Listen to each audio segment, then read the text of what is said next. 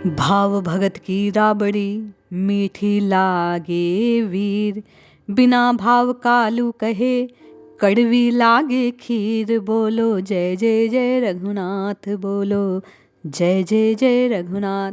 जय श्री हरि। पूज्य गुरुदेव के चरणों में बारंबार प्रणाम।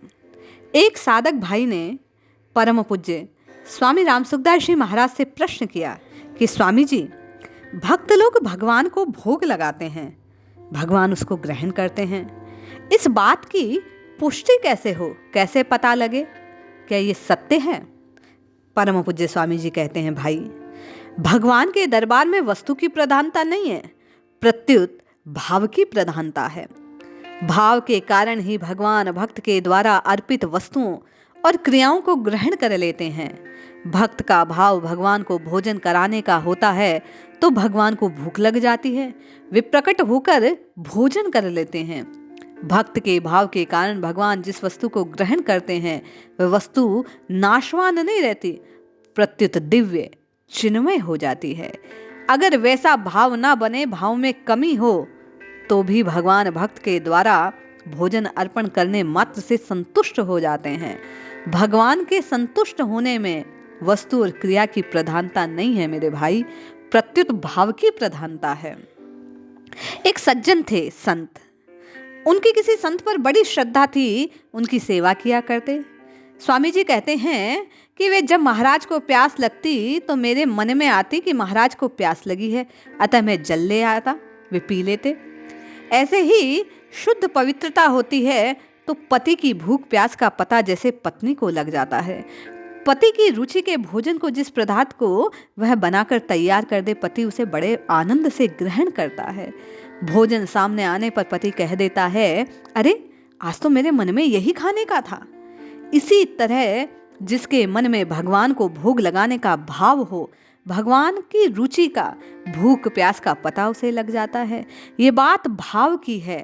भाव से जब अपनापन भगवान के साथ जुड़ा हो तो भगवान को अर्पित की गई वस्तु निश्चय मानो भाई, भगवान ग्रहण करते हैं। एक कथा सुनो तुम। एक मंदिर में एक पुजारी जी थे। इनके इष्ट भगवान बाल गोपाल। वे रोज छोटे छोटे लड्डू बनाया करते और रात के समय बाल गोपाल को शयन कराते, तब उनके सिरहाने वे लड्डू रख दिया करते, क्योंकि बालक को रात को भूख लग जाया करती है, ऐसा उनका भाव था। एक दिन वे लड्डू रखना भूल गए तो रात को बाल गोपाल ने पुजारी जी को स्वप्न में कहा, मेरे को भूख लगी है बाबा। ऐसी एक घटना और हुई। एक साधु ने बतलाया कि प्रतिवर्ष दिवाली के बाद भगवान को काजू, बादाम, पिस्ता, अखरोट का मैं भोग लगाया करता ठंडी में। एक वर्ष सूखा मेवा महंगा हो गया, उन्होंने मूंगफली का भोग लगाना शुरू किया।